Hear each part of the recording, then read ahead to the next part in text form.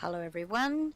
I've got pleasure in opening the council meeting of the 10th of February 2026 at 6 p.m. and welcome all those in attendance. Okay, the City of Vincent would like to acknowledge the traditional owners of the land, the Whadjuk people of the Noongar Nation, and pay our respects to elders past and present, acknowledging that the City of Vincent has a role in working towards reconciliation and justice for First Nations people. So I'm just going to wait to deal with the echo that's coming through. Okay, so has that stopped? Yes, it has. Okay, so we have got two apologies for tonight. We've got Councillor Sophie Greer and we've got Councillor Suzanne Warner, who are both a leave of absence, and I note that everyone else is here tonight. So we have members of the public here. Are there any members of the public who wish to address the meeting? Can I get an indication? Just show your hand. Okay, if you haven't been at one of these meetings before, you just need to come forward to the podium. You've got 3 minutes. You say your name and what suburb you reside in. If you're talking about an item that's on the agenda tonight, please say which one it is, because what we will do is we will bring that item forward and we'll deal with that item in the order in which they are presented by members of the public. You've got a timer up there. If you don't wish, this is being live streamed. If you don't want to be on the live stream, just tell us and we can stop the live stream. People can't see you on the live stream, but they'll be able to hear you. And your comments will end up in the minutes, as well as answers to any questions that you wish to ask. So please feel free to come forward. Hello.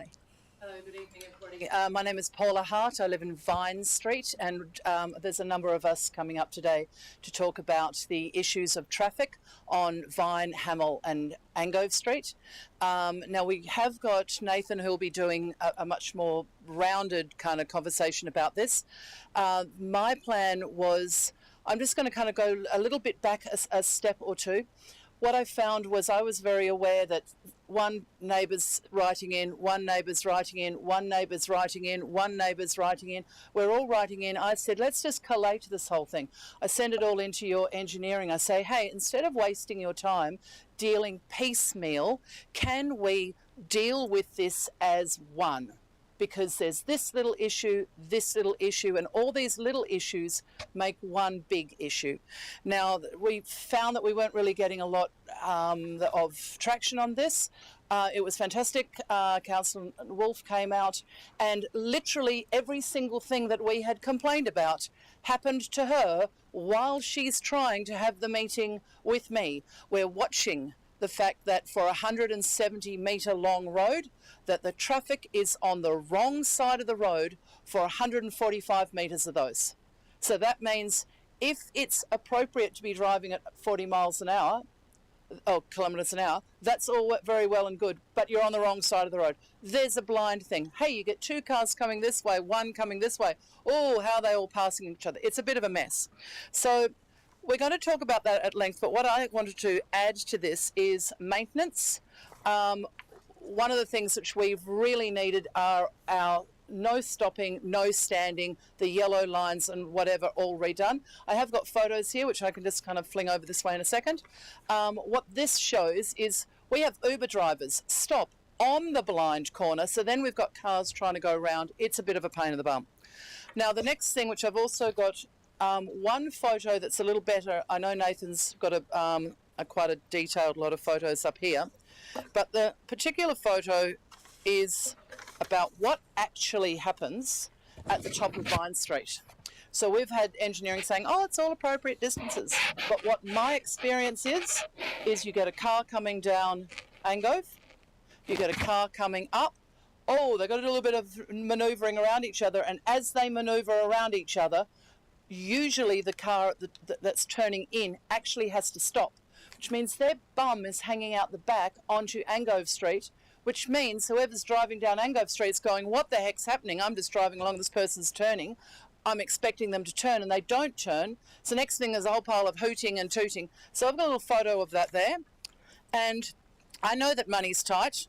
I know that, you know, there's works cost a lot of money. What do we want to do? We want a little white line to go, and we want a sign to be picked up and moved 6 metres down the road. It's Okay. not a big cost.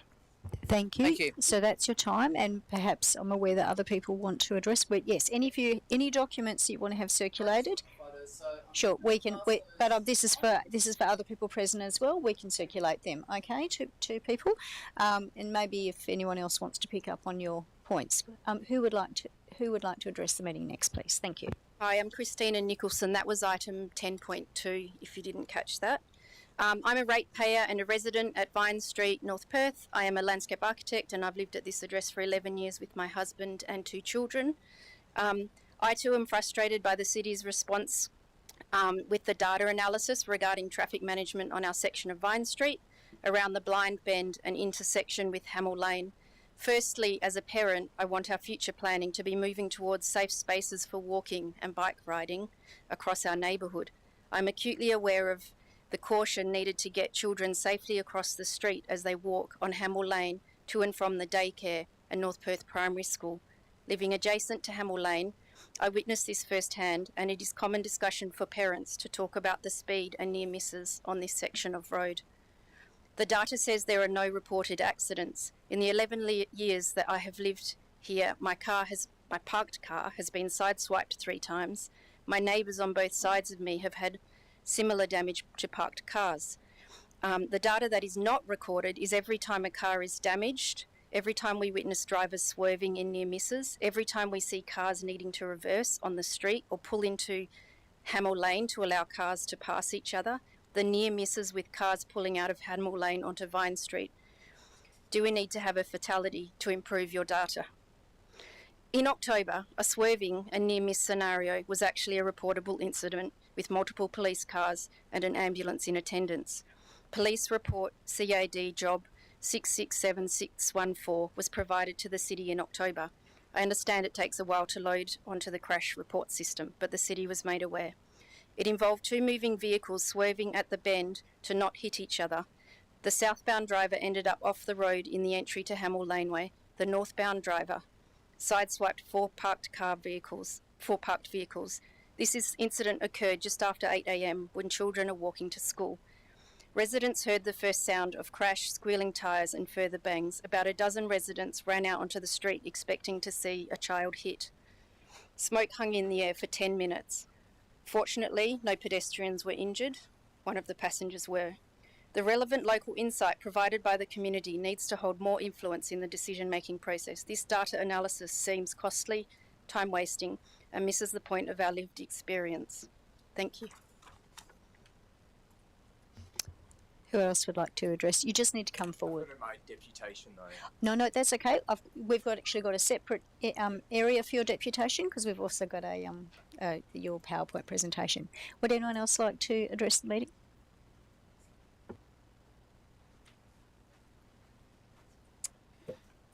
Good evening, Mayor and Councillors. I'd like to speak about item 9.2.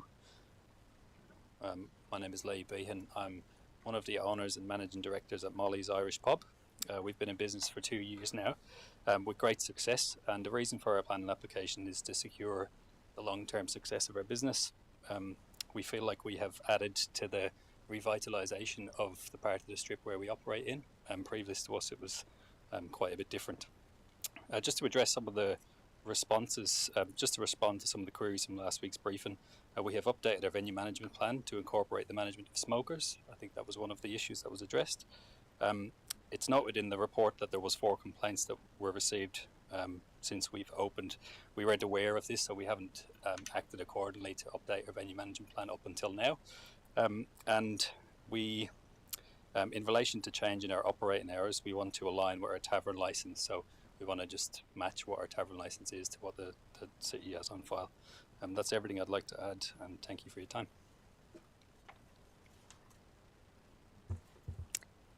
Thank you. You just need to come forward. Whoever would like to address the meeting next. Good evening, Mayor, Councillors. My name is Phil Sarich. I live in North Perth.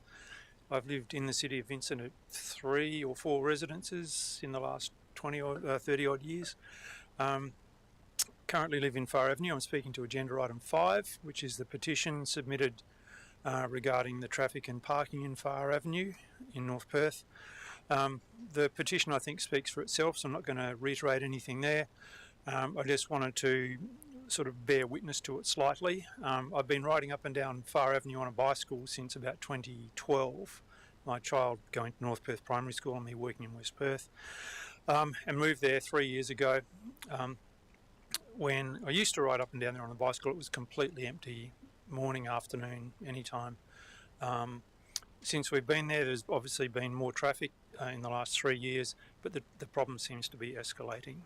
And so, which is why we've got to the point where we've submitted the petition. And if you could just give it due consideration, we would appreciate that. Thank you very much. Thank you. My name is Michaela Carr. I'm also from North Perth, just here to support Phil's application. Just letting you know there are 3 cars in our household. We have 1 driveway, so we have to use the street parking. We get honked at when leaving the street by people who want our parking space. There are also cars parked over our driveway at times. There's even a staff member from Betty Park who uses our street for parking, even though there's actually an allocated staff parking area at Betty Park. Classes as early as 5:15 in the morning mean that we have people coming and going from the centre, having loud conversations at the bottom of our driveway, which means we can hear it as we're in our bedroom. I've nearly been hit by a speeding vehicle, probably a number of times through Far Avenue when one has come through, almost had my car door shorn off by another car, and I've had to recently comfort a worried neighbour about, she's worried that ambulances might not be able to get through to assist her very unwell husband because of the parking issue. This is not just about our peace of living in Vincent, this is also about safety. So we look forward to you looking at our petition and considering it favourably, and if you could consult us if there's some sort of working party to move forward, we'd love to be part of that. Thank you.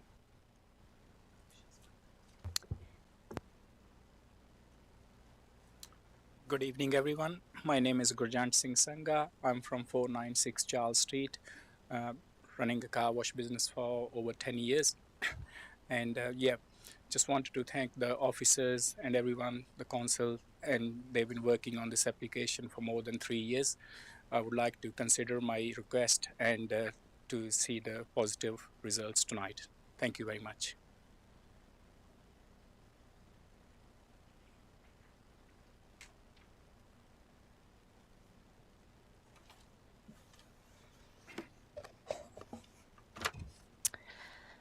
Good evening, Mayor Zaman and councillors. Leslie Fleury, 79 Sass Ave, Mount Hawthorn. Firstly, as of the 10th of February 2026, I request the following information. How many vacant residential properties does the City of Vincent own? How many residential lots have been acquired by the City of Vincent for public open space? How many vacant commercial land parcels does the City own? How many commercial properties does the City own? Secondly, according to the City's information, there are approximately 50 properties within the City of Vincent that contain stormwater pipes located on private property. However, the City advises that affected residents will only be notified of the existence of this infrastructure if maintenance occurs or a land transaction takes place.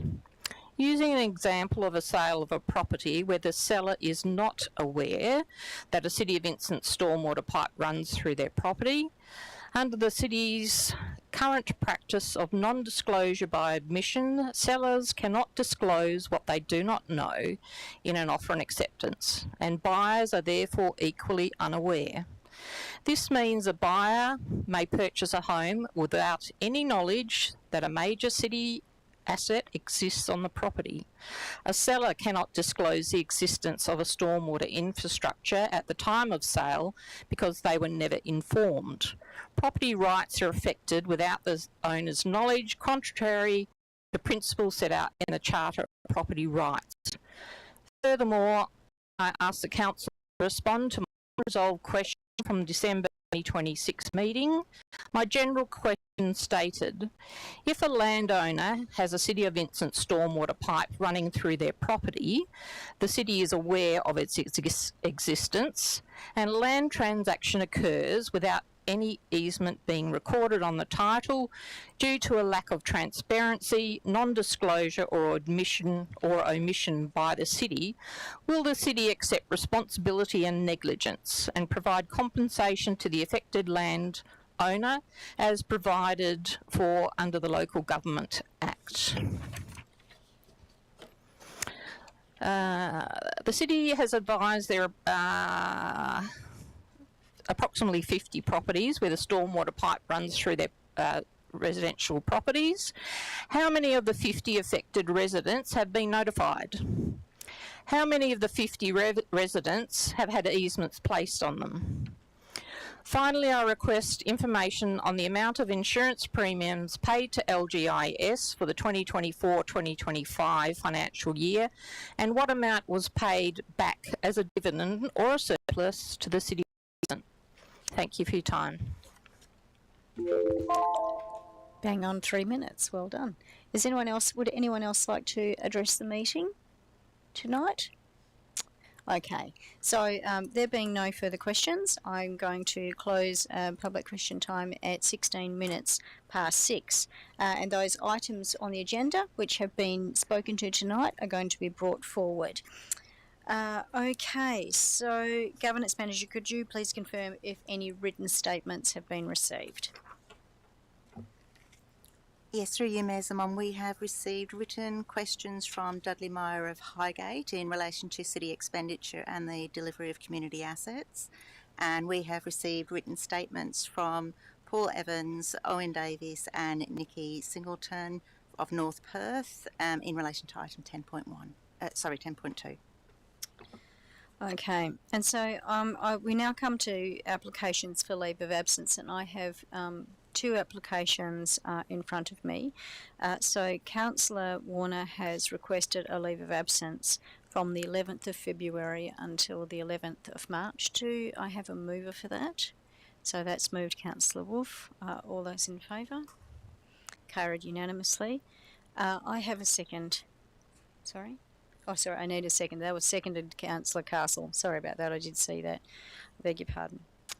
I have a second leave of absence from Councillor Sophie Greer from the 11th of February until the 19th of May.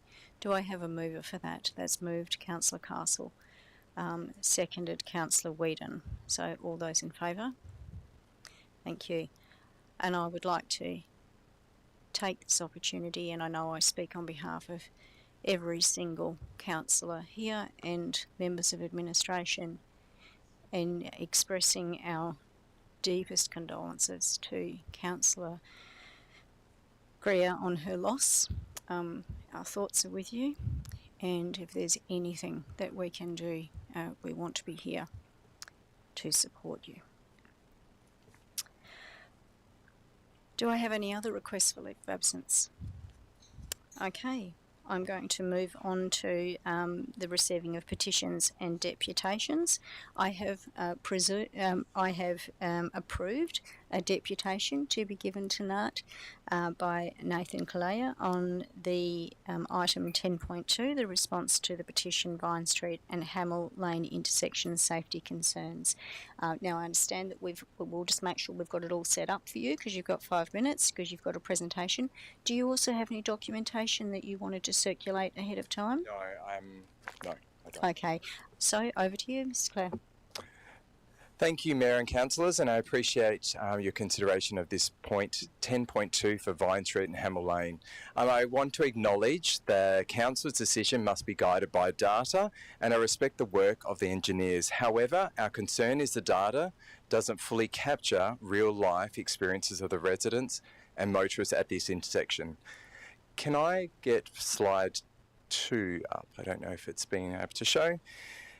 Before we turn to the data, I want to note that I personally contacted each of the councillors here and asked you to drive through the intersection so you understand real life, what we're talking about, and the significance of this blind bend and the safety concerns to residents and motorists.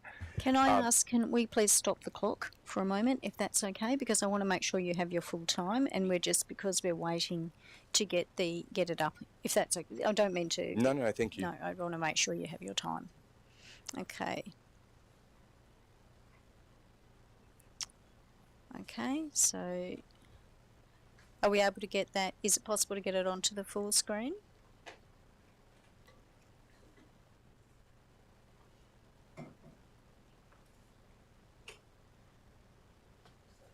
Yeah. Sorry about this.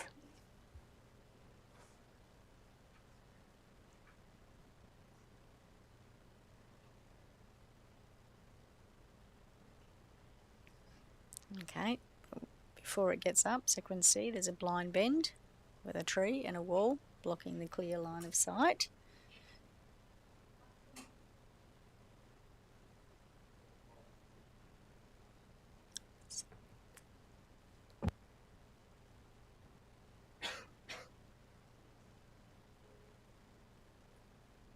Okay, well I can confirm it. All councillors can see this.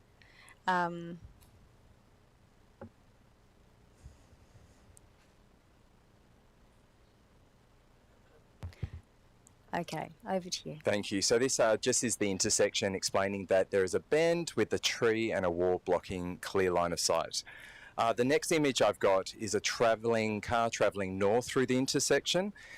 Next image you'll see the car approaches the intersection, but also you can see the blind corner with the wall and the tree blocking view heading north.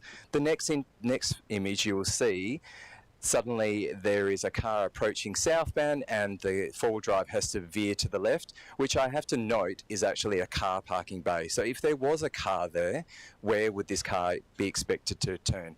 Note also at this intersection, data shows it's 38 kilometres an hour. At 38 kilometres an hour, the stopping distance is 22 metres.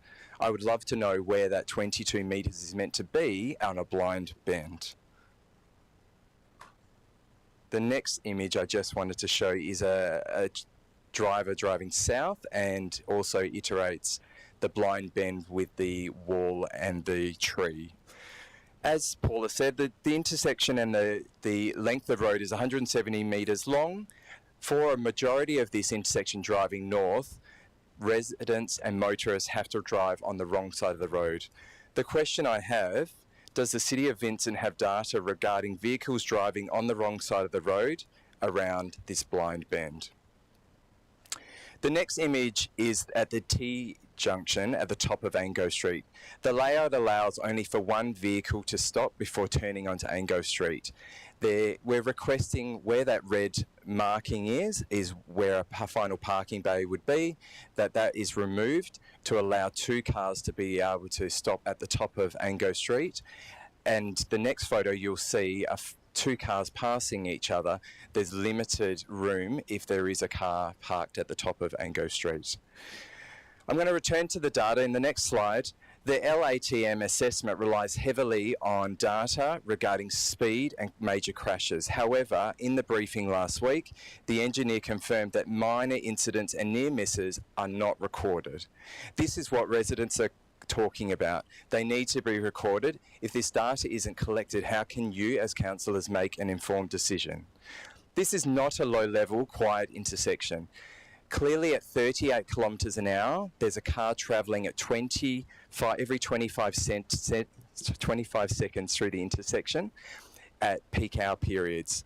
Last week, the engineer briefing note, he admitted, and you'll see there, slight distance is limited and therefore poses a risk, but no solution has been provided regarding this risk. The intersection is within 300 metres of North Perth Primary and the Early School of Learning. Many drivers using this street, including rideshare drivers, are unfamiliar with the road layout and there's no warning signs to slow down.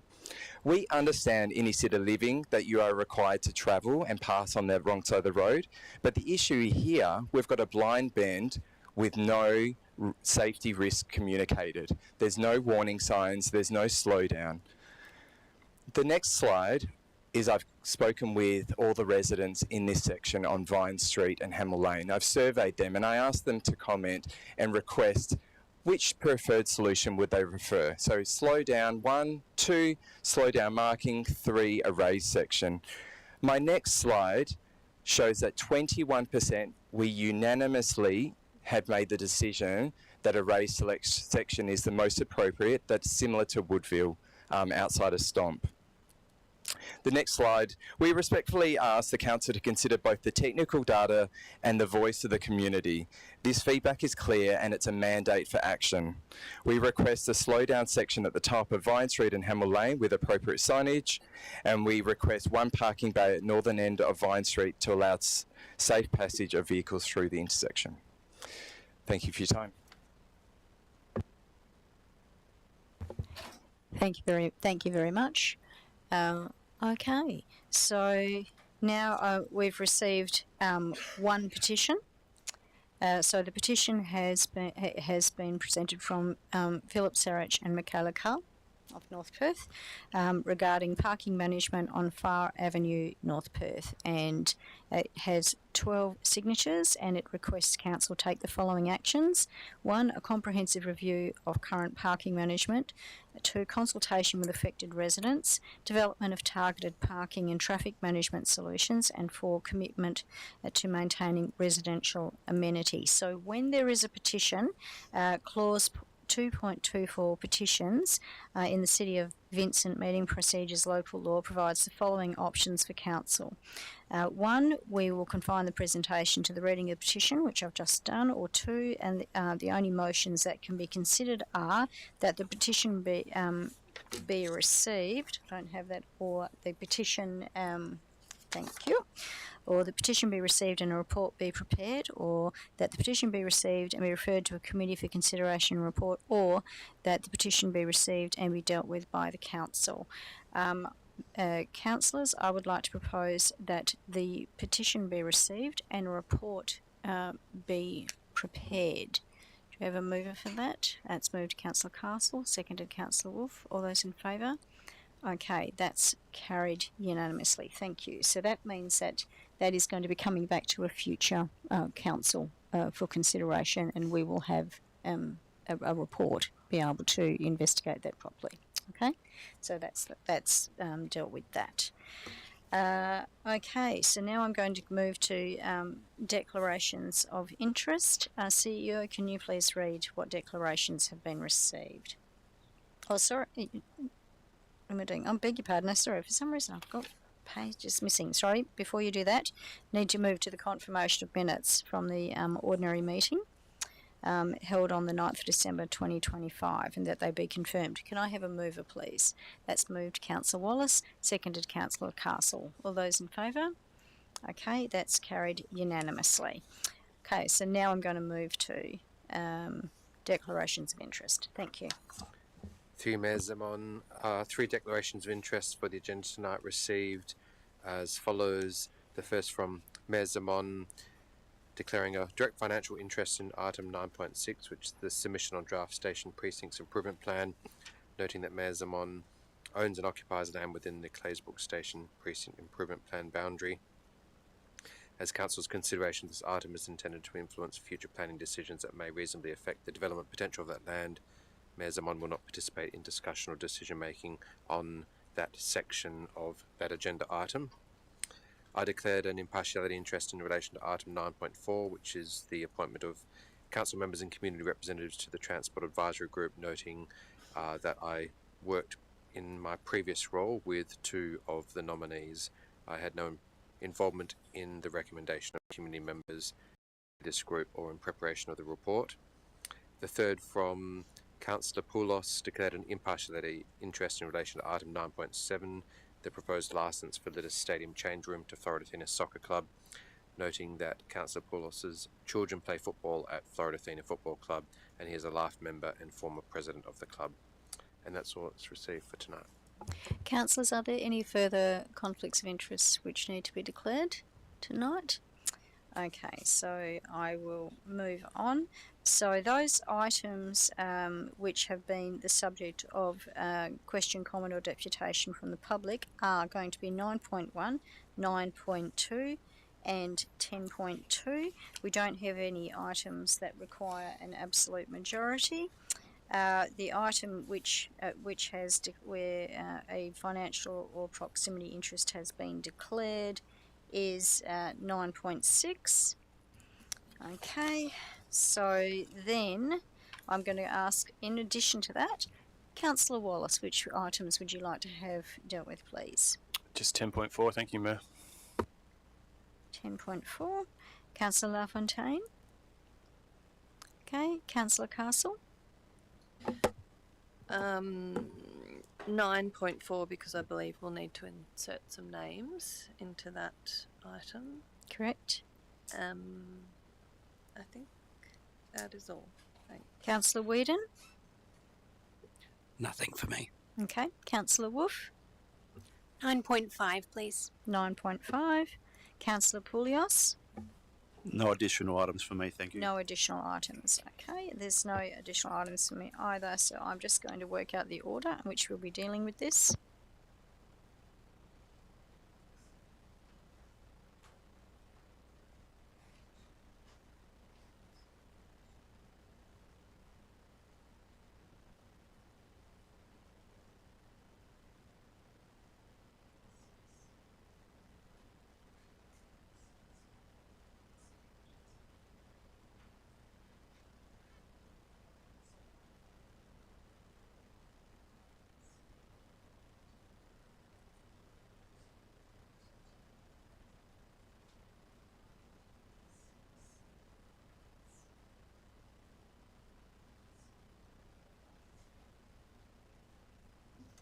Okay, Governance Manager, can you please read out the items that are proposed to be passed on block?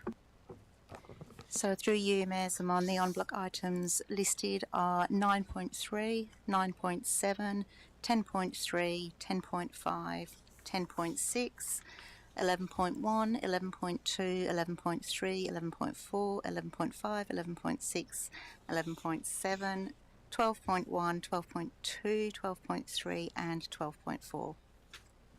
Do we have a mover for those items to be moved on block? Moved Councillor Wolf, seconded Councillor Poulios. All those in favour? Okay, that's carried unanimously.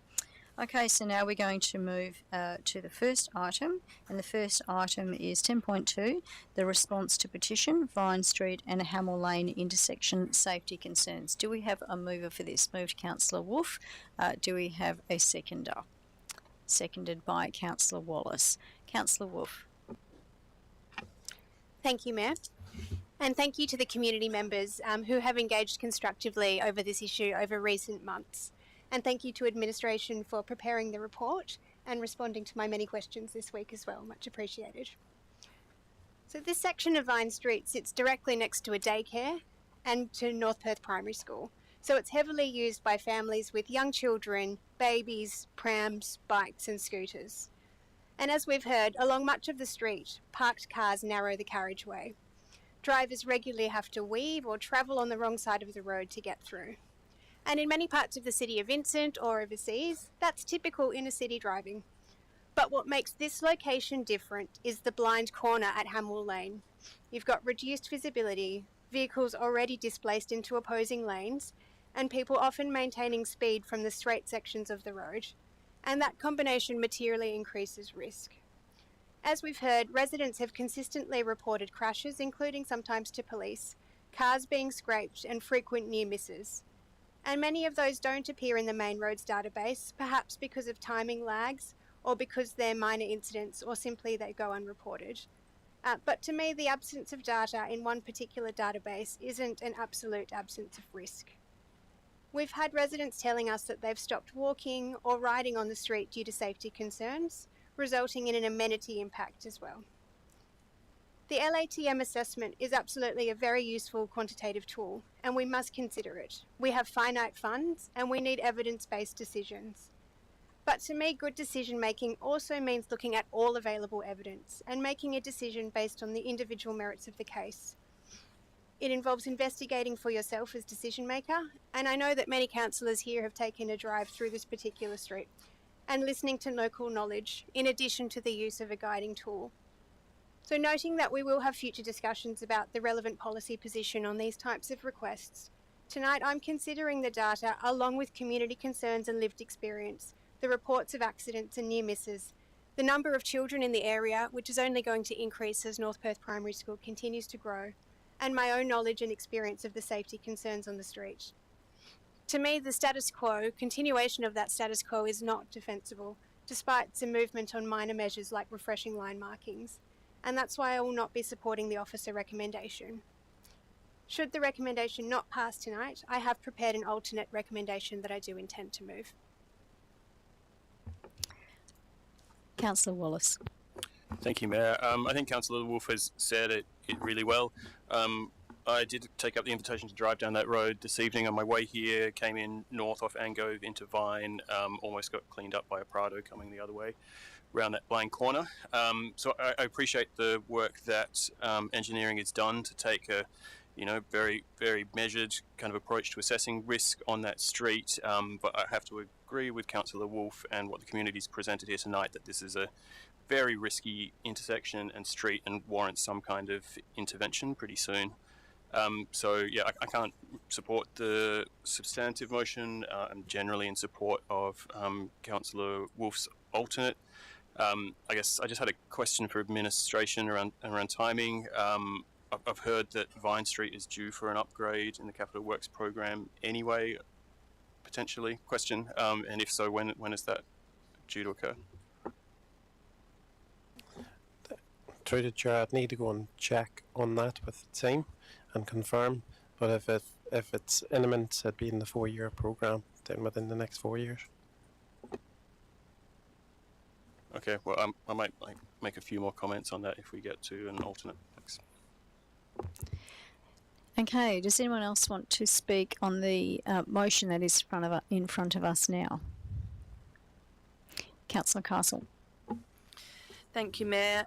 Look, I agree with the sentiments that have been expressed already. I think that as council, we've struggled with the best way to manage these difficult streets and reports that we get from community members about the difficulties they find and the dangers that they face and the very real worry that they have that these near misses will one day become a serious crash. And I certainly agree we shouldn't have to wait for a crash for action to be taken. We have struggled somewhat with the best way to approach this in a consistent manner, and I do look forward to the conversation we're going to have next month, I think, about the policy. But one thing I noted in that draft policy when it was discussed last week is that it did mention that the traffic warrant tool, the scoring that we've been using, is one tool and it is not the final picture, and that we also rely on the lived experience that we hear from our community members about what this actually feels like and looks like for them. I also want to echo Councillor Wolf's comments about the very constructive and efficient way this has been communicated by the community. You have certainly worked very well as a team, and the presentations have been very, very useful for council to hear. So I also won't be supporting the officer recommendation in its current form, and to be clear, that's because I think we should be doing more. I will look forward to a discussion about the alternate if we get to that point, and hopefully we can have some resolution for the community in this area. I'd like to make some comments. I will indicate that I won't be supporting the officer recommendation at this point, and I'm keen for us to be able to discuss the alternate that has been presented.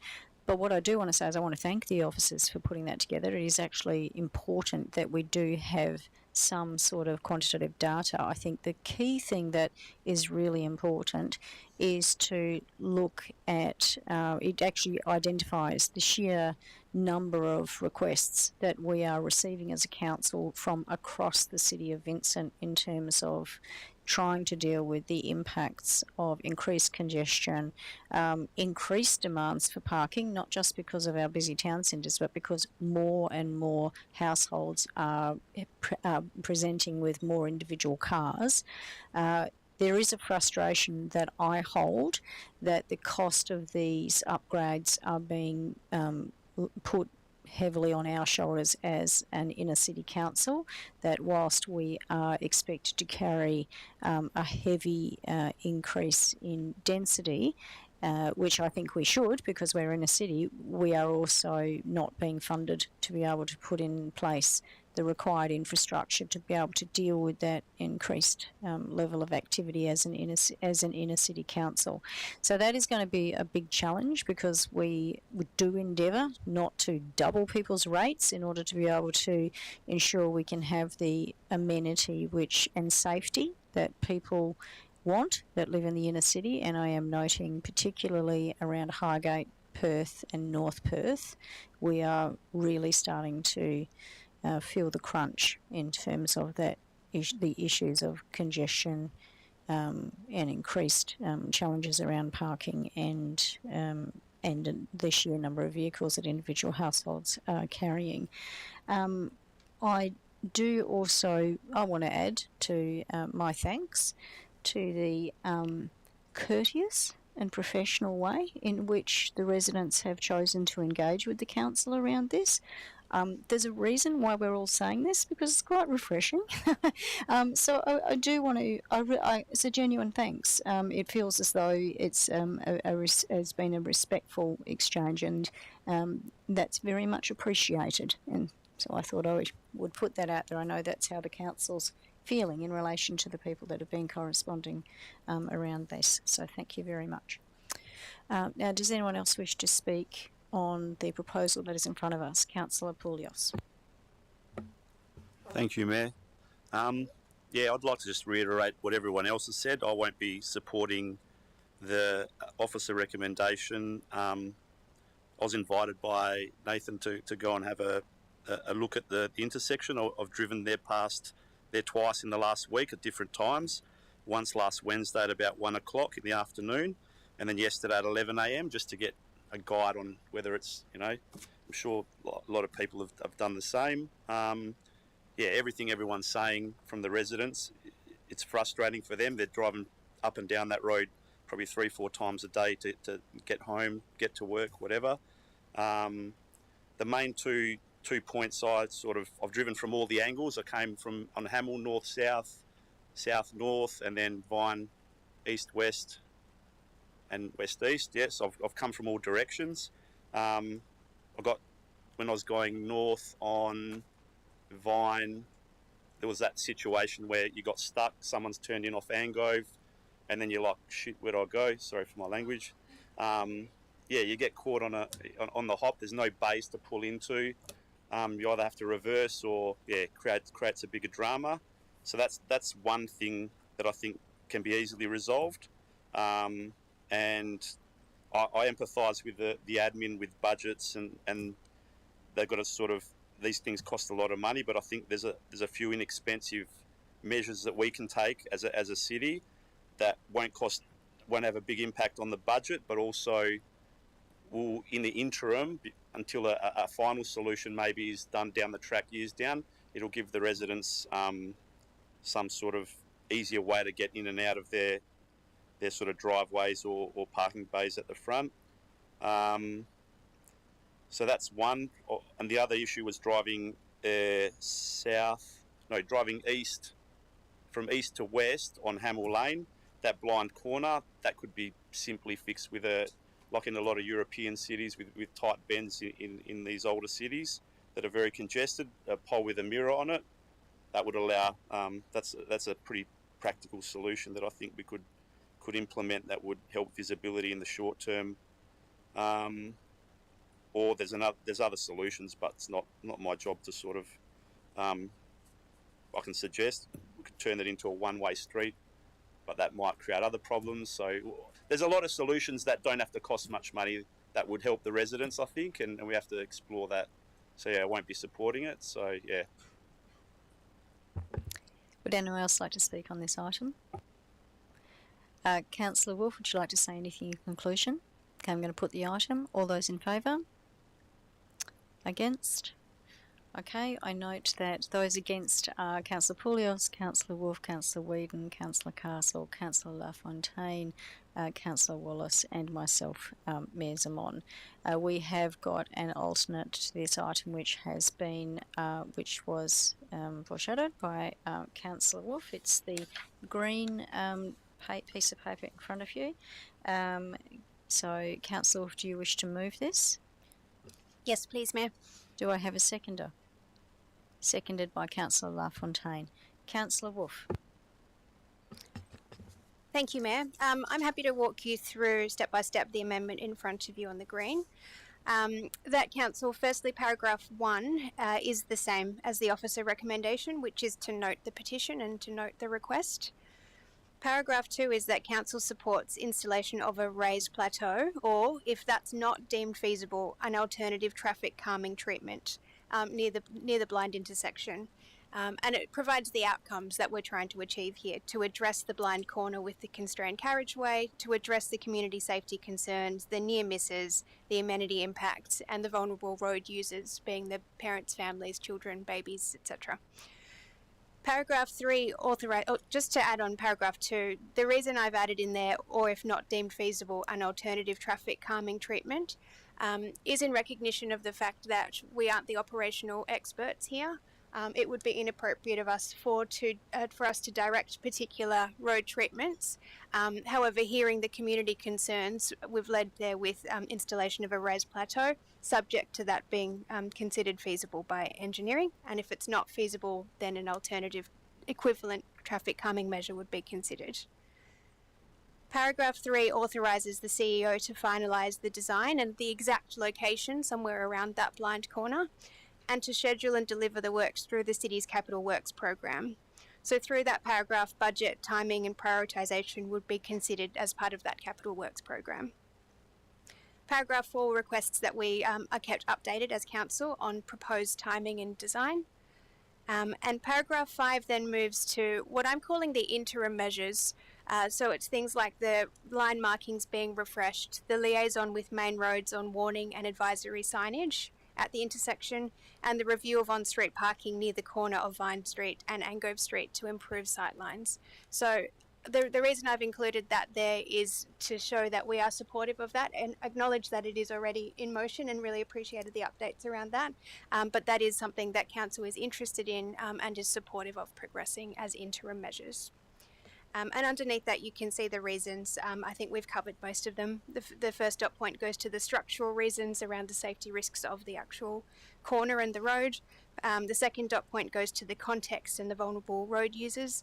And the third dot point really highlights that I think the approach here is it's a practical, proportionate response to the safety risk and community concerns by progressing this proposal for a traffic calming treatment through the Capital Works program, alongside those interim safety measures as well. Thank you. Councillor LaFontaine. Thank you, Mayor Zaman. Thank you, Councillor Wolf. This is very comprehensive, and thank you to administration for preparing all the detail in this. I'm definitely supportive of this alternate. I think that any means to slow the traffic at this location to address the community concern, and in particular the concerns of the residents who do have to use this every day and do see all of the accidents that aren't necessarily recorded. I also refer to one of the comments in the public questions that states that due to the number of near misses and actual accidents at this location, we will often opt to drive instead of walk or ride our bikes, as it is ultimately safer. And I think that's quite sad here to have local residents on a local street that are opting to drive because they just don't feel safe on their street. So absolutely supportive. Thank you. Would anyone else like to speak on this item? Councillor Whedon. Thanks, Mayor. I was reasonably familiar with this street, having travelled it multiple times, and I realised I'd never travelled on it heading north, only ever south, and it took me by a massive surprise the other day when I was heading north, and it is a very, very blind corner that I hadn't quite clocked as I was on the wrong side of the road. And I got home and reread the report, and the 38.5 kilometre an hour average speed concerned me greatly. That is far too fast, I think, for anyone on that street, and I'm fully supportive of greater measures to reduce the speed through that window with a school, with a daycare centre. I think Councillor Wolf has done an excellent job here, and it's very important that we treat streets like this with slowing them down. Councillor Castle. Thank you, Mayor. I'm supportive of this alternate for a lot of the reasons that I spoke against the original proposal. I think this strikes a good balance between recognising what the community have requested and have certainly, in a perhaps surprising turn of events, very consistently requested. That's not something that we see that often, where the community is united in what they would like to see, but also acknowledging Councillor Wolf's comments that we can't definitively say that the raised plateau is the perfect solution in this case, and it's certainly a preferred one, but I think the intent of this alternate is that Council would like to see something, and that we're expecting administration to keep us updated on what that something will be, because as we've all talked about tonight, the issues that are being seen on this street really need some treatment, and refreshing the lines is not enough. So I'm fully supportive of this and look forward to hearing what the solution that's proposed.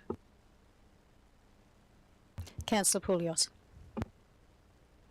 Yeah, I'd like to thank Councillor Wolf for this alternate motion. I think it's the way we have to go. It's a bit of a prototype, this case. I know it's a unique case, with not every street has a blind corner that bad. I think it's only going to get worse in coming years. We're pushing more density. We've got kids probably staying at home longer, into their 30s probably, because the cost of living's too expensive to buy houses now. So you're going to have kids staying. I know your face is a bit funny looking at that, but I think that's where we're going to be heading with the price of housing. Households are going to get more people living in them, and then this is going to be more common with the congestion, amount of cars. So yeah, I'm going to endorse this motion, the alternate one, and yeah, I think we have to really look at going forward how we balance everything up in totality with increasing density, but it's going to create other problems like many established cities have already around the world. So, yep. Councillor Wallace. Thank you, Mayor. Very supportive of this alternate, so thanks to Councillor Wolf for putting it forwards. I guess, the request for a raised plateau, I think, is a pretty modest one, and certainly interested in seeing what admin are able to come back with in terms of other treatments to slow traffic, improve visibility, and maybe improve streetscape amenity as well as part of a larger Vine Street upgrade. I'll also just say as well, I think it's been really timely that we've had this petition come forward, particularly on the same agenda where we formally had a review of our local area traffic management policy and procedure. I think this kind of indicates pretty well that there's still a bit of a gap between what our policy setting is and our procedures around local area traffic management and what council and community expectations are. So I support administration's move to withdraw that policy from the agenda tonight, and allow just a little bit more of a rework between administration and ourselves before we put it back out for public comment. Thanks. So I'd like to make some comments as well. I'll also be supporting the alternate recommendation, which is the ultimate proposal which has been put forward. I also want to make sure, though, that I've put on the record some expectations about how this is going to be implemented as well. There is, of course, the budget, which is determined by the council as a whole, and we have huge competing priorities across Vincent, including areas where people have been killed, and we are still waiting for permission to be able to do things like from main roads where people have been killed, and also very serious accidents as well, where we're having to work towards getting measures. So I do really need to make sure that there is an understanding of just how difficult managing that is in terms of all the competing priorities. There is a recognition by council that apart from the increasing issues in North Perth around density, that it is the uniqueness of this blind bend that is making this such a serious matter. And it is really unusual, as has been said, to have everyone agree on the measure that they want.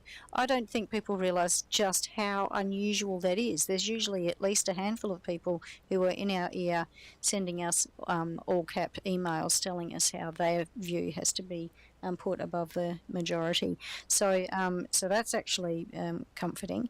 But I also particularly want to comment on the proposal which talks about liaising with Main Roads on warning and advisory signage on the Vine Street and Hamel Lane intersections.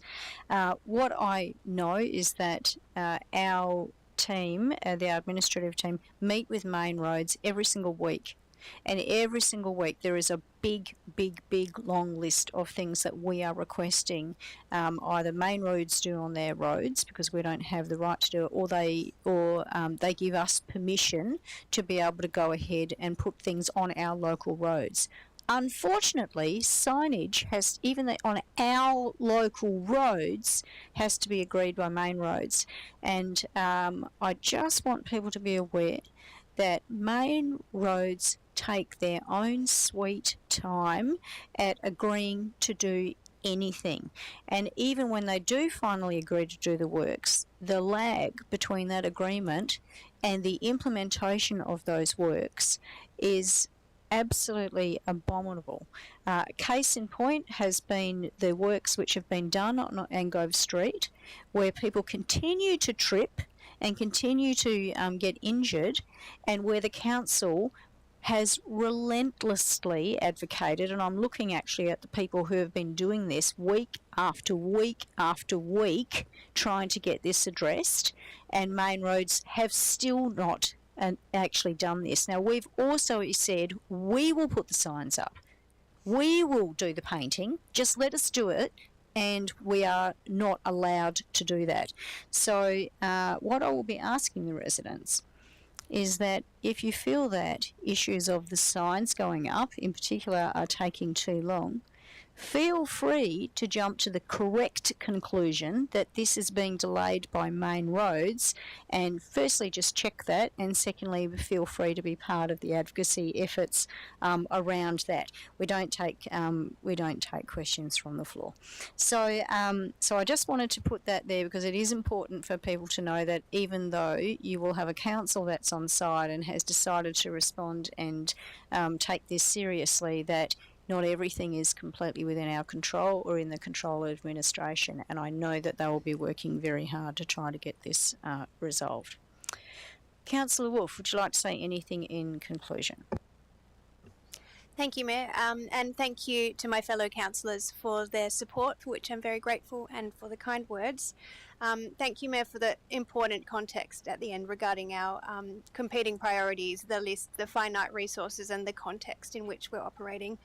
And I think to echo your comments around Main Roads, to give some example, when the speed bumps on Angove Street went in, it took 3.5 months for Main Roads to come and paint the white line markings on those speed bumps. So definitely also add my voice to encouraging that advocacy.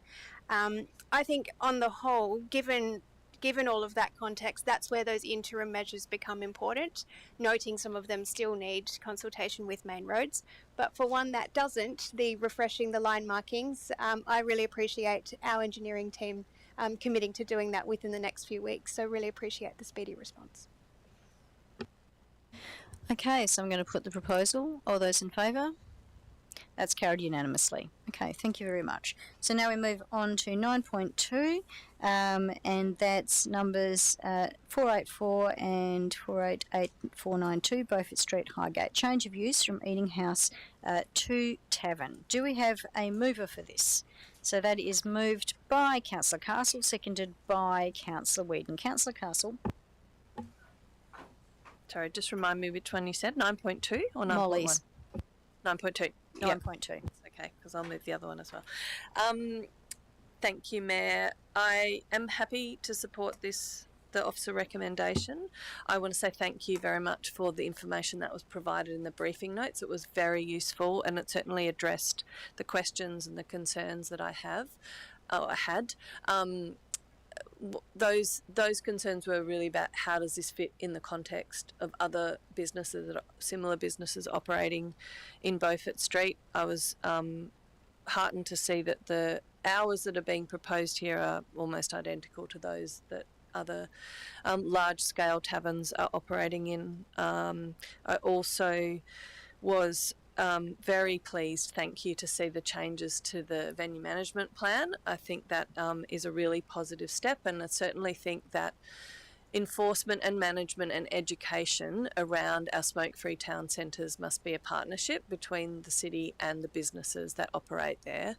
I do want to add to that in addition to the efforts that the businesses can take to ensure this policy is followed by their patrons, I think perhaps council can look at what other things we can do at particular hotspots to try and target some of that behaviour. That might be extra signage, it might be extra patrols by rangers, it could be a number of different measures.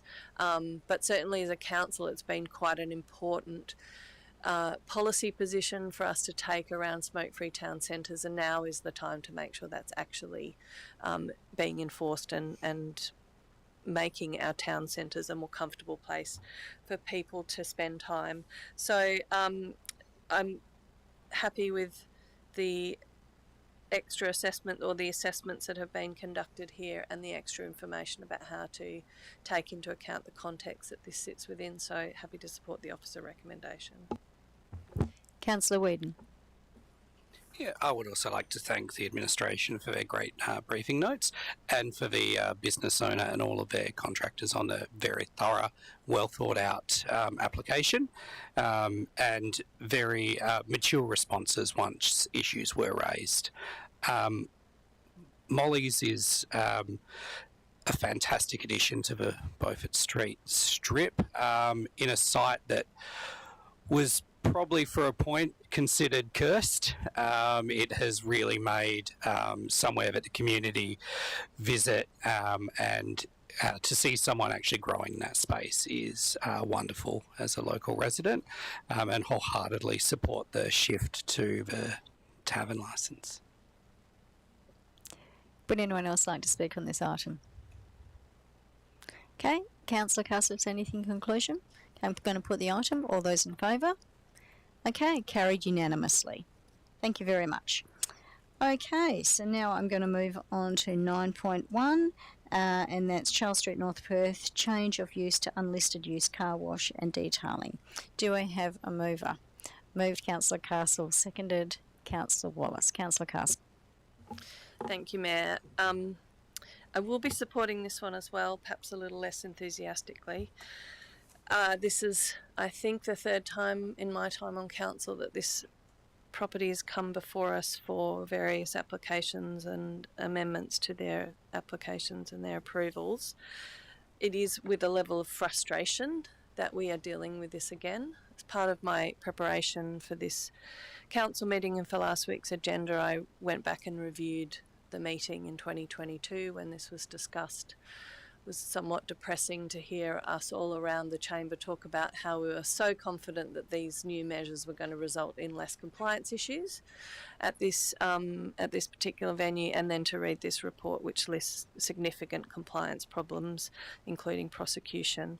I do note the legal advice, and I really appreciate that that was provided up front, because it's a constant question for councillors to understand how to deal with a situation where you have had non-compliance, and whether that can have any weight on the decisions that we make for amendments. So I do understand that.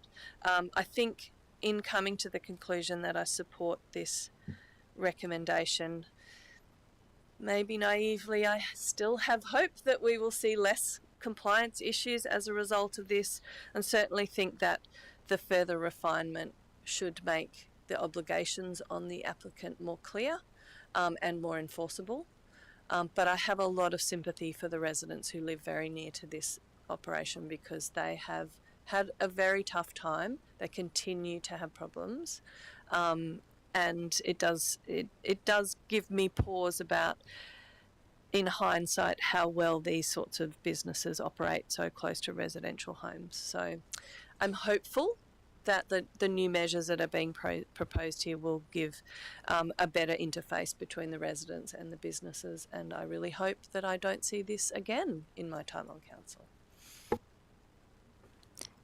Councillor Wallace. Thank you, Mayor. Yeah, I'm somewhat reluctantly, maybe hopefully, going to support this item. I think it's been a very torturous process, I think probably for the proponent, certainly for the city, and absolutely for the residents that live around this premises and have to deal with its operations on a day-to-day basis. Yeah, I think we've landed in a pretty good spot here, and fingers crossed this solves the issues. Does anyone else wish to speak to this item? Okay, I wish to express that I will be supporting the officer recommendation, and really the only reason that I am prepared to support the officer recommendation is because it has included important mitigation measures, which I hope will go some way to addressing the ongoing concerns of local residents who have been adversely affected by the operations of the car wash. I live near a car wash myself, and I have to say that they have never been hit with compliance concerns, and as a result, it's perfectly acceptable to live near, and there aren't any problems with that. I'm very happy with the way that it gets managed, and it doesn't have adverse effects on me as a local resident.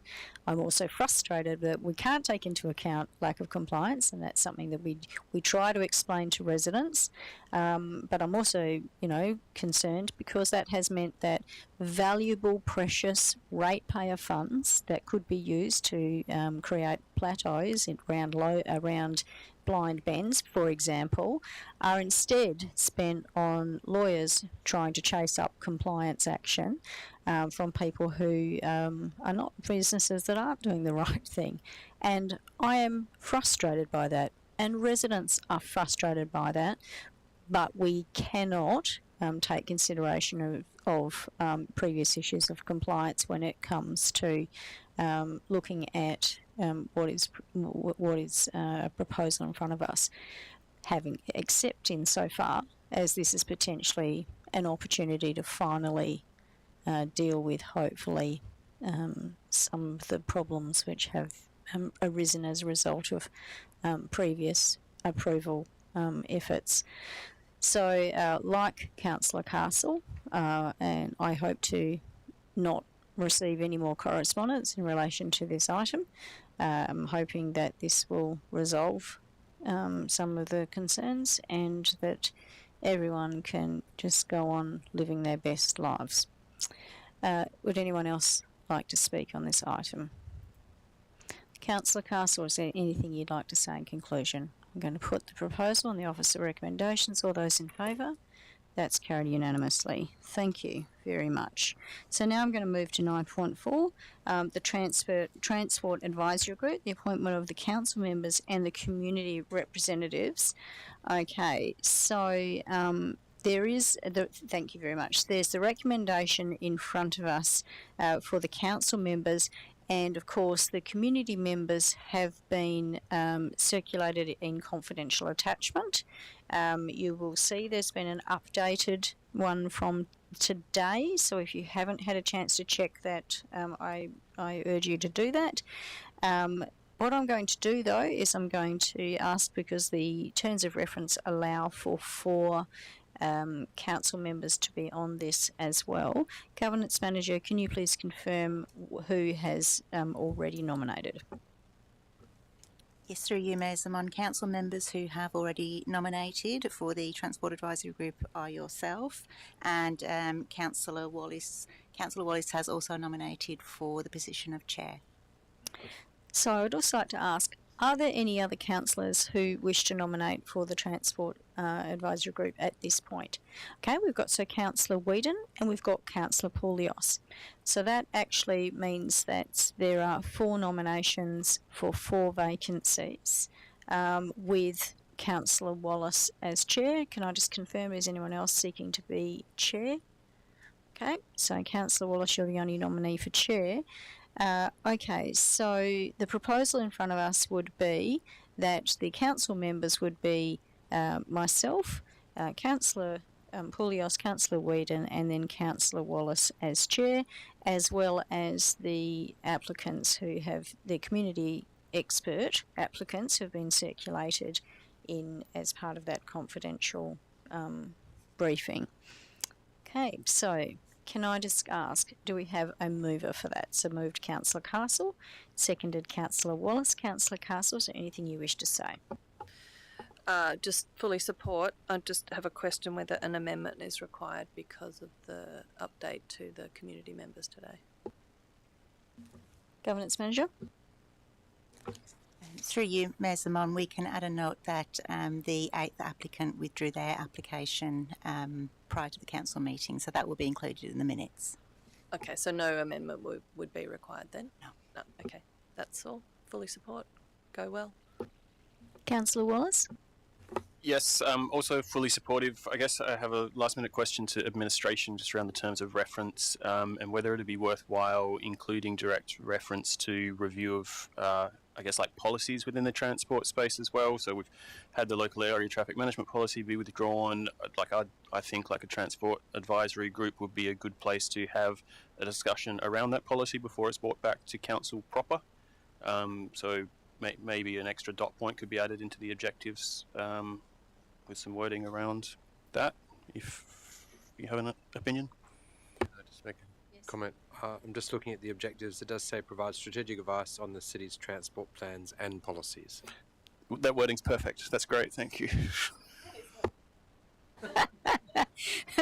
Councillor Wallace, do you have anything further? That's the thoroughness I'll be sharing with as well. So that's great. Would anyone else like to speak on this item? Okay, Councillor Castle, do you want to say anything in conclusion? Okay, I'll put the item. All those in favour? Okay, that's passed unanimously. Thank you very much. Okay, so I'm going to move to 9.5, the advertising of the draft public health plan. So, Councillor, that was moved by Councillor Wolfe. Do I have a seconder? Seconded by Councillor Castle. Councillor Wolfe. Thank you, Ma'am. I'll be brief. I just pulled this one out to acknowledge the huge amount of work that's gone in to date across consultations and workshops, meeting, research, data analysis. So I wanted to acknowledge that. As we've said previously many times, public health is something that is very important to our residents and increasingly so, and we're very proud to take it so seriously. Looking at the plan, its public health pillars with their respective priorities are robust and they're well informed, and that includes the new strategic priority areas of work on mental health, as well as the impact of climate and biodiversity emergency on public health as well. So I'm really pleased to support this plan moving to public consultation and to see it moving towards its vision, which is thriving people in thriving places together for everyone. Thanks. Councillor Castle? Thank you, Mayor. Yes, also very supportive and very much looking forward to hearing what the community has to say about this new version of our public health plan. I think I also want to echo the thanks. It's been a very thorough process, and I particularly appreciated the opportunity to have some further discussions about particular elements of it. I think what strikes me with this draft is that there is a real striving for integration of public health into so many different parts of how we operate, and I think that's essential, and it really does indicate just how important this is for this council and for our community. So yep, I look forward to seeing just what the community has to say about it. Okay, does anyone else wish to speak on this item? Okay, it's a lot of good work, thank you. All those in favour? Carried unanimously. Thank you very much. Okay, so now I'm going to move on to 9.6, the submission on the draft station precincts improvement land. As was indicated earlier, Walga have deemed that even though I live almost 800 metres away from one of the train stations, that apparently that gives me a financial interest, whether it's for good or bad. I'm going to suggest that we split up the discussion around this to discuss the Leederville and the Glendalough train stations, and then when it comes time to discuss the Claysbrook train station, the deputy chair will be assuming the chair. Okay, so do we have a mover? Moved by Councillor Poulios, seconded by Councillor Whedon. Councillor Poulios, is there anything you wish to say? Yeah, it's pretty straightforward. I just like to encourage, on top of this, which is in the report, that all councillors and anyone else, I guess, in our interactions with state government, try and lobby for Leederville to be included as well. Yeah, that's all I've got to say on it. So yeah. Councillor Whedon. I'm quite thankful I'm just a handful of metres out of the boundary, so I can talk quite freely about how much I love this plan and the fact that it sets a pathway for local governments and state government to work together in achieving the essential density targets, not just in Vincent, but across WA. And I think our response shows that collaborative nature and interest in working with the state government as a true partner to deliver to our residents and future residents within the Vincent catchments. And yeah, fully support it. I think that was it. Does anyone wish to have anything else to say on relation to the Leederville or the Glendalough station? Thank you, Mayor. Yeah, I would echo that. I'm very supportive of. I think this is a very smart and strategic approach to what is happening with what has been proposed by the state government. I think it absolutely makes sense for Leederville to be included as one of these stations. I certainly have some hope that it's in the next batch that will be considered, and I support our approach to working together with the WAPC and the state government to further these projects. That's all. Okay, Councillor Cass, I'm going to ask you to take the chair now.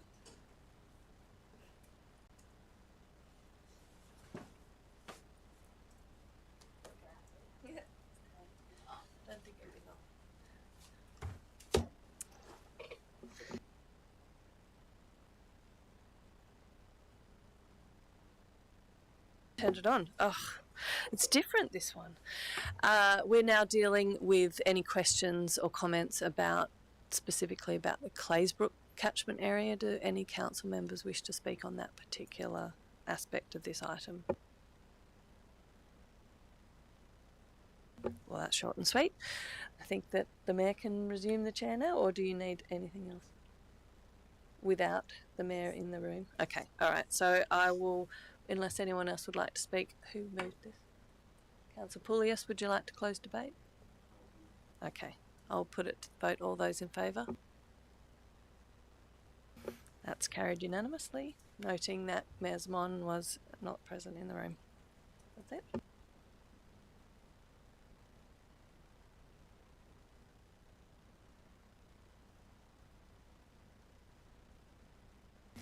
Thank you. I look forward to being able to advocate on the matter which Council has agreed to. Okay, so we're going to move on to item 7, which is the approval to advertise amended policy, verge treatments. So do we have a mover? Moved Councillor Wallace. Do we have a seconder? Seconded by Councillor Wolf. Councillor Wallace. Thank you, Mayor Zaman.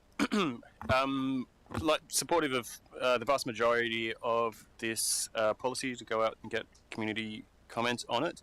I just have a small amendment that I'd like to put forward. Maybe it has some big knock-on effects, but I'll just wait for the seconder to see if they want to speak on the substantive first. Otherwise, I'll jump straight into it. I'll just see if anyone wants to speak on the substantive first. Okay, so Councillor Wallace has indicated that he does have an amendment here, which is on the apricot. in front of you. Never know the name of this one. Councillor Wolf, is there any comments you'd like to make? On the substantive? Yes. No, I'm broadly supportive of the recommendation, but happy to hear further discussions and note the foreshadowing of the amendment. Okay, does anyone else wish to speak on the substantive proposal in front of us? Councillor Wallace, do you wish to move your amendment? Yeah, I do. Is there a seconder for Councillor Wallace's amendment? And seconded by Councillor Castle. Okay, Councillor Wallace. Thank you, Mayor Zemon. So I have a small amendment here. It's to change the title of Clause 2 from mowing and cleaning of street verges to maintenance of street verges, and critically add in a new subclause, landscaping of verges and medians, which says a verge and median of a main distributor road within the city that is not otherwise maintained by an adjoining landowner will be landscaped and maintained by the city. I've got a reason here. I will kind of read out most of it because I'm quite happy with the wording that I ended up with. So main and distributor roads represent the city's most visible public corridors and offer significant opportunity for strategic tree and other vegetation plantings to achieve urban forest targets. The city-led maintenance would ensure a consistent implementation of the Sustainable Environment Strategy urban greening objectives and create continuous green corridors rather than fragmented residential and city efforts. These arterial routes form the city's front door and shape communities' perception of the neighbourhood. Professional landscaping on main roads creates thriving places that reflect the city's commitment to quality public realm outcomes, directly supporting the strategic community plan's Thriving Places pillar for efficiently managed city assets. Properties fronting busy distributor roads face higher maintenance burdens, so they deal with a lot of noise, pollution and traffic impacts, and provide less usable verge space for the residents. The city's responsibility of these areas would address this inequity and can ensure consistent accessible footpath clearances and amenity along high volume pedestrian routes, supporting accessible city objective. So I think I brought this up just because what I've observed out there is, I guess, is a kind of like drastically different set of outcomes within medians and verges as you move through main and distributor roads. I think Loftus Street out in front of us is a great example. As you come into Vincent, it's waist-high weeds, and then as you move closer to the council buildings, it's one of the most beautiful median strips that I've ever seen in Perth. So I think community expectations are a lot closer to what we've got out the front of the council building rather than what we see down there, and we kind of have high-level informing strategies that reflect that, but we kind of lack the policy, and probably more significantly have lacked the budget to date to kind of like meet those community expectations. So like I know admin's comment that it's not supported. I guess it seems to be not supported mostly on the basis of budget, and I appreciate I brought this at a very late stage and budget impacts cannot be estimated at this time, but I guess I view the budgeting process as somewhat subordinate to strategies and policy documents. It's certainly not my intent bringing this. This is all rolled out in the next 6 months. We have 4-year capital works programs that these kind of expenses could be spread across. I do have a couple of questions from admin just on their response, if that's okay. Just bear with me. So I guess the comment has been around that this area out on Loftus towards the freeway would take $15,000 to fix up just in traffic management costs. I guess we already have a policy that says we will mow main and distributor roads, so the only modification that I'm seeking is really that we will, I guess, implement a little bit more landscaping treatments. So I guess, are those costs of $15,000 already baked in, given that we've got a policy commitment to mow that? Thank you. I'll probably answer on behalf of Sarah. The nature of traffic management is quite different between mowing and gardening, whippersnipping, pulling. So when you have someone in a mower, in a vehicle, the level of traffic management is significantly less versus having people actually in the median. So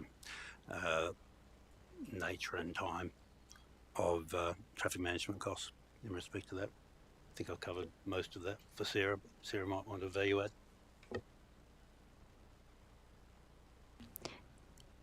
Sarah, do you want to respond?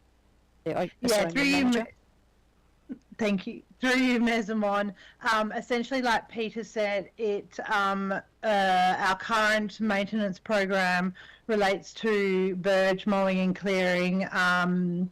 Medians are a lot trickier and have to be covered under a separate contract due to the traffic maintenance requirements, as well as recent, I guess, evolution of the traffic maintenance requirements that now requires us for these works as night works. So they do need to be treated separately. Administration is currently working through the cost implications of these areas, which will be brought to council during the budget development process. But at this stage, that's all the information we have. Councillor Wallace? Yeah, thank you. Yeah, thank you for that. I have another question, really. Just looking at the case study on Loftus, I was just wondering how we've ended up with two such different outcomes on a very close strip of road. And I guess, like, what are the maintenance costs associated with the North of Vincent section? It always looks pretty well maintained to me that we have people in there pruning and braking. Through you, Ms. Amon, the difference is predominantly due to the width of the median.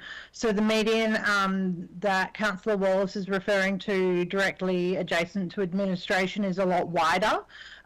So there are traffic management requirements about the distance you need to be from the edge of the roads. I guess a lot of it has to do with the fact that the median adjacent to the administration is also established, being the wider median and the opportunity to plant, I guess, more dense plantings. The median on Loftus Street south of administration is quite narrow, a lot more of a hostile environment. And the traffic management requirements, because of the nature of the roads, is a lot more complex. So that is predominantly the reasons for the difference in the levels of service of those two areas. Okay, yeah, thank you for that. I don't really have any further questions, but super keen to know what the rest of the council thinks. Okay, so Councillor Castle. Thank you, Mayor. I'm supportive of this amendment for a lot of the reasons that Councillor Wallace has outlined. I think that when I see his reasoning and think about it in the sense that many of our medians are really viewed or could be viewed as an extension of the parks, which are held in very high esteem by a lot of our community members. And I think that they really let the side down when they are full of weeds and looking pretty shabby. I absolutely acknowledge the concerns and the issues raised by administration around the difficulty, the traffic management and the cost associated. But I do agree that we're setting policy statements and positions through these types of decisions, and the budget must follow. That doesn't mean that we can just decide to do everything we like in a policy and then worry about where the money comes from later. But we are not committing to doing this in a certain period of time. We are committing to maintaining and landscaping. It's fairly broadly worded, so there's a fair bit of flexibility here to work out exactly how that's going to be operationalised. I did have a question about the wording because it is fairly broad. Does administration feel that they can develop a set of operational guidelines or procedures that can effectively determine what not otherwise maintained by an adjoining landowner means and what landscaped and maintained by the city means?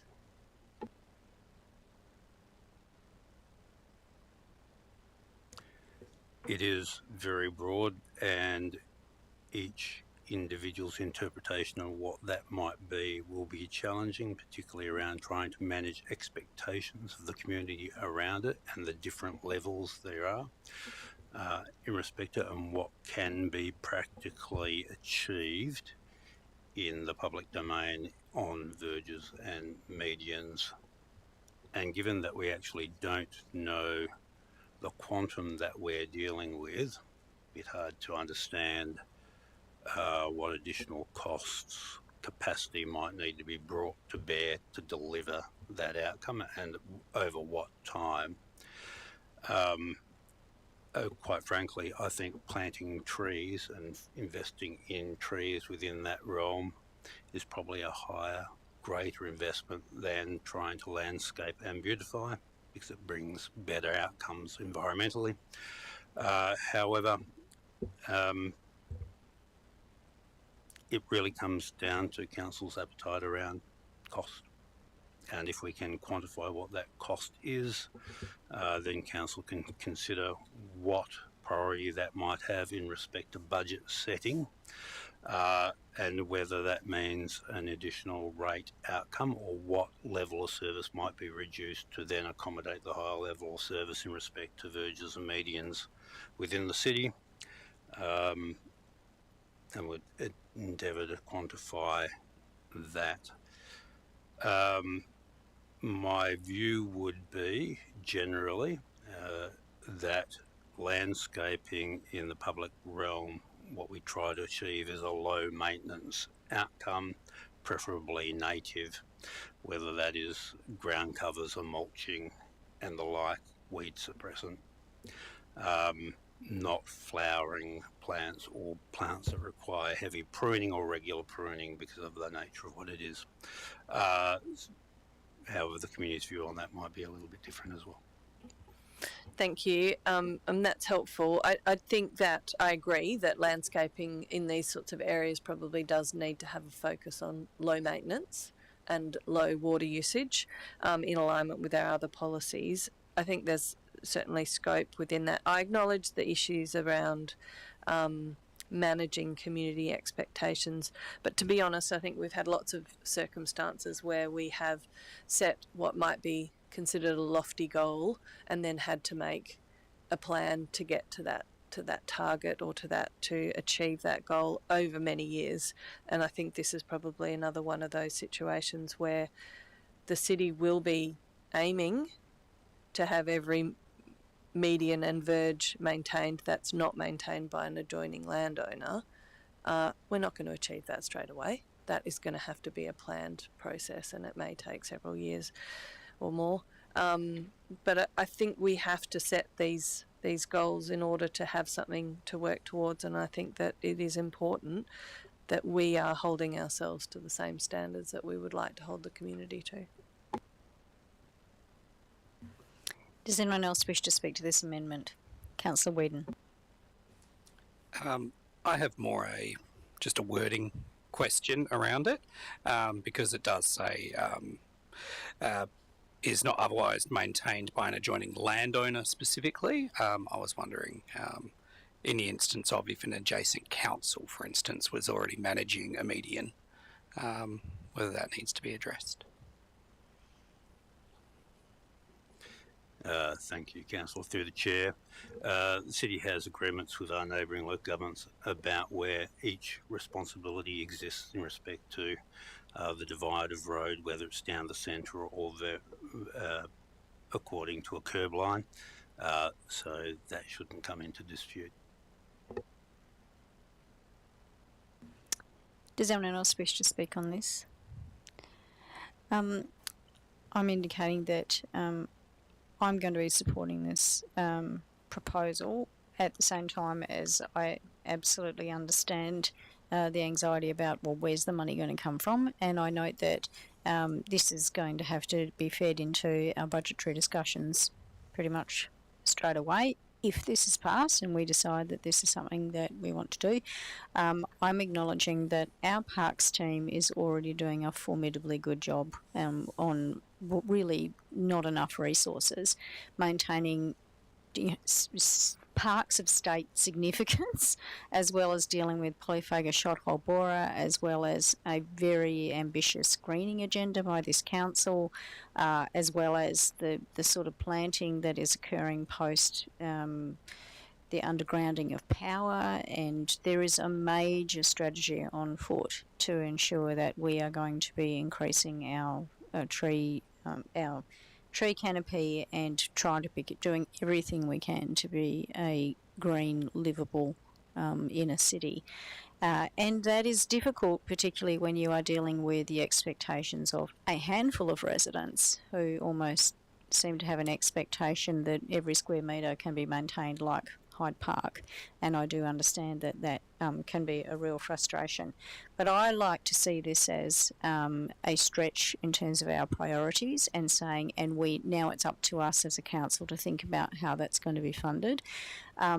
I absolutely concur, my personal opinion, with the idea that the priority is actually trees and then mulch to keep weeds down, rather than actually looking at landscaping. And if anyone ever suggests putting a rose anywhere, I will scream. But I know that our team is far wiser than that, so that's good. I did want to make a comment though as well about some of the areas. Like, for example, hello Maxine. For example, if you see, if you go down the weeds that are as high as me opposite Water Corporation, but you actually look at the trees, there are self-sown trees. And I think that I would be devastated beyond belief if an effort to go and weed there actually resulted in those self-sown trees, which are going to be strong and hardy and are not sitting here asking us to water them, if they were pulled out. So if, for example, there is an appetite to just go pull out those weeds, please can you leave the trees there, because they are thriving and they're growing and you won't have to plant anything. So I just thought I'd chuck that in there as a plea, I suppose. But otherwise, I do support this. I think that it is important that we are leading the way in terms of our canopy coverage, but I also think it's important that we as a council understand that that means that we need to be prepared to resource that, and also wear any flack that might come against us if there's increased rates that are going to meet that need. Because we just can't pretend that it's limitless funds. Does anyone else wish to speak? Councillor Wolf. Thank you, Mayor. Thank you, Councillor Wallace, for bringing this forward. It certainly is a valid consideration, and it's something that I have heard from residents over the last few months. Interestingly enough, even sort of the inconsistency in the example that you gave tonight, Councillor Wallace, was one that was brought up by a North Perth resident. I've gone back and forth on this, not because I disagree with the concept, but because I'm wondering about what is the correct mechanism for this, and whether or not an aspirational policy setting, given all the budgetary issues, is the correct approach. Noting that, you know, we're using the word will, it's not wording that sort of sets an aspirational goal. But where I've landed is that the policy instrument, by its very nature, it's policy. So there is room there to have that as an aspirational stretch that we work towards.